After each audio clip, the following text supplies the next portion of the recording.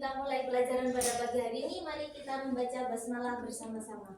Bismillahirrahmanirrahim. Kita absen terlebih dahulu. Ali, Hadir. Usman, Hadir. Maryam, Hadir. Aisyah, Hadir. alhamdulillah hadir semuanya. Pada pagi hari ini kita akan belajar tentang fikih. Teman-teman, rukun Islam yang kelima apa? Naik haji. Naik haji. Teman-teman sudah tahu bagaimana runtutan haji? Belum. Pertama dengan ihram, niat ihram, terus wukuf, kemudian tawaf, kemudian sa'i, kemudian tahallul dan tertib. Sering kita lupa di pelajaran fikih, biasanya kita hanya fokus kepada pembelajaran bagaimana tata caranya haji. Tapi kita tidak tahu kita haji itu di mana. Kita biasanya ngelilingin apa namanya? Mekah. Ka'bah. Itu maksudnya. Kita tawaf di Ka'bah. Nah, apakah kita sudah tahu apa bagian-bagian Ka'bah? Belum. Pada kali ini kita akan belajar tentang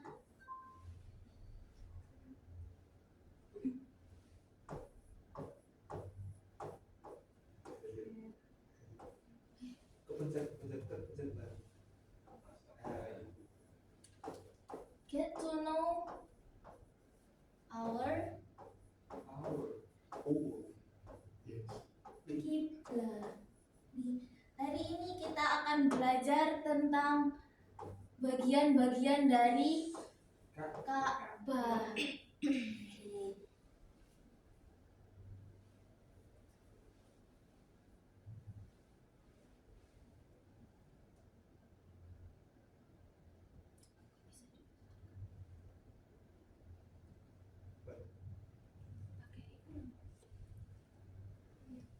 Wah.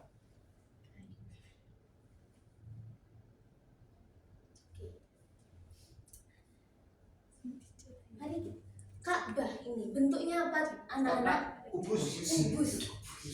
Kubus. Biasanya kita melakukan apa yang di Ka'bah ini? Tawaf. Nah, tawaf itu dimulai dari yang mana? Kan kubus nih, dari sini kah? Dari sini? Apa dari sini? Dimulai dari sana. dari mana? Dari sini. Dari tadi. Dari sebelah sini dari kanan. Jadi Ka'bah ini kan bentuknya kubus. Ini tingginya ini 15 meter. Dan lebarnya ini 13 meter. Cukup tinggi dan besar. Nah, saat kita tawaf itu dimulai dari sudut yang bagian sini. Namanya sudut Hajar Aswad. Jadi orang-orang tawaf itu dimulainya dari sudut Hajar Aswad ini. Dimulai dari sini dan kemudian arahnya ke sana. Sini. Kanan.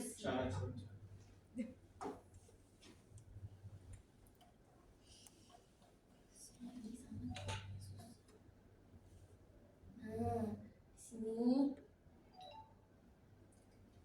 Pilar of Hajar Aswad. Jadi orang tawaf itu dimulai dari sudut Hajar Aswad. Nah, kemudian di sebelah sini kita kan geser ke sini tawaf. Di sebelah sini ada namanya sudut Iroki. Kenapa disebut dengan sudut Iroki? Karena ini searah dengan negara Irak. Kemudian selanjutnya kita putar ke sini. Di sini ada namanya sudut Syam. Kenapa disebut dengan sudut Syam? Karena ini betul sekali karena lurus dengan negara Syam. Nah, jadi kalau kiblat pertamanya umat Islam kan bukan di Ka'bah ini ya, di Masjidil Aqsa. Jadi ini tetap searah. Jadi kita sholatnya hadap ke sini, sininya Masjidil Aqsa, sininya Ka'bah. Jadi tetap searah gitu. Next, sudut ke selanjutnya ini disebut sudut Yamani. Kenapa disebut sudut Yamani? Karena searah dengan negara Yaman. Setelah mengenal sudut-sudut yang ada di Ka'bah, selanjutnya ini. Yang kota ini disebut dengan pintu Ka'bah. Nah, pintu Ka'bah ini itu di 2 meter di atas lantai. Jadi tidak di lantai langsung, tapi di atas 2 meter di atas lantai. Kenapa disebut kayak gini? Jadi dulu Bani Quraisy yang mengatur Ka'bah, operasional Ka'bah, kakeknya Rasulullah Abdul Muthalib, itu penjaga Ka'bah, itu meninggikan pintunya Ka'bah agar tidak semua orang bisa masuk Ka'bah. Karena masuknya itu harus pakai tangga, jadi harus izin dulu. Kalau ada orang-orang asing itu bisa ketahuan siapa yang masuk Ka'bah. Tingginya itu 2 meter di atas lantai. Kemudian di antara Hajar Aswad dan pintu Ka'bah ini ada tempat yang mustajabah buat kita berdoa. Ada yang tahu kira-kira tempat apa di Ka'bah yang mustajab buat doa?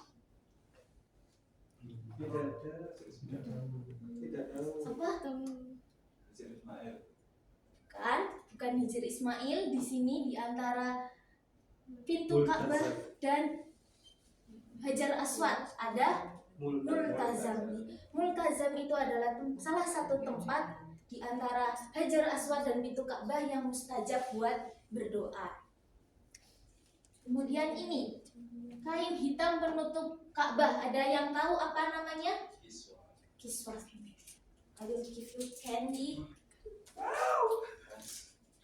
Kiswah. Di kiswah ini itu berbeda-beda, diganti dari motifnya, dari warnanya. Dulu itu warnanya putih, kemudian diganti jadi hitam, motifnya juga berubah-ubah ya. Dan ini kiswah ini diganti setiap 1 tahun sekali. Kalau dulu itu tepat di tanggal 9 Dzulhijjah, waktunya orang-orang haji itu wukuf. Nah, ini diganti kiswahnya, tapi kali ini itu udah dirubah ke tanggal 1 Muharram di tahun baru Islam. Kiswah Ka'bah diganti. Next, bagian Ka'bah selanjutnya itu ada ini. Ada yang tahu ini apa? Pancuran.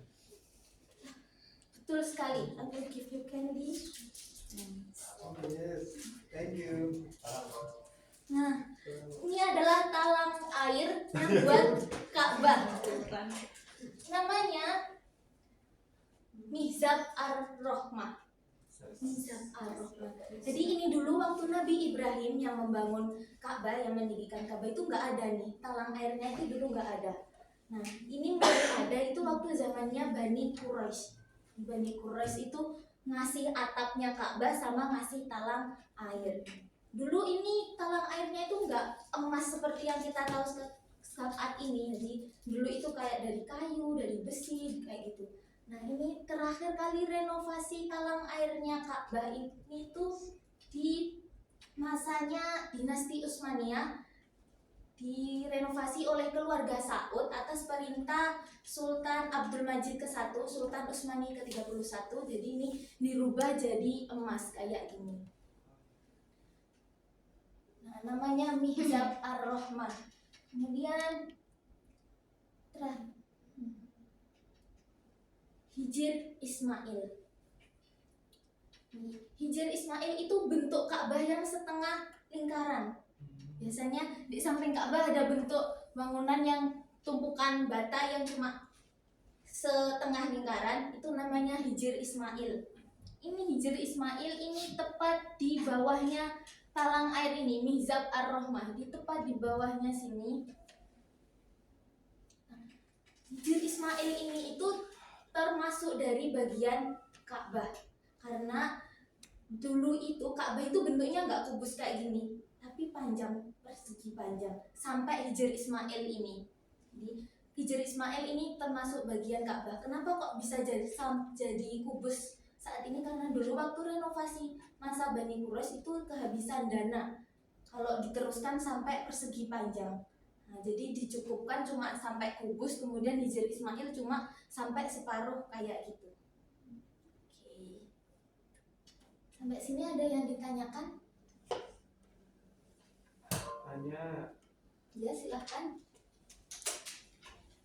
Yang boleh masuk ke Ka'bah itu siapa ya Bu ya?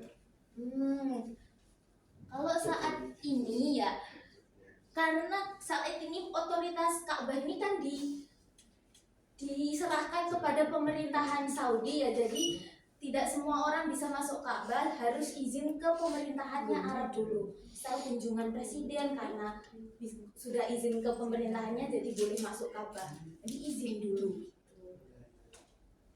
Oke, karena kita sudah selesai pada penghujung pembelajaran kali ini, saya akan bertanya kepada kalian, tempat di antara Hajar Aswad dan pintu Ka'bah yang mustajab buat doa apa namanya? Silahkan angkat tangan. Multazam. Multazam. Dapat lagi. Mungkin sekian pelajaran kita tentang bagian-bagian dari Ka'bah. Mari kita tutup pelajaran kali ini dengan bacaan hamdalah. Rabbil alamin. Wassalamualaikum warahmatullahi wabarakatuh. Waalaikumsalam warahmatullahi wabarakatuh. Yuk. Pak,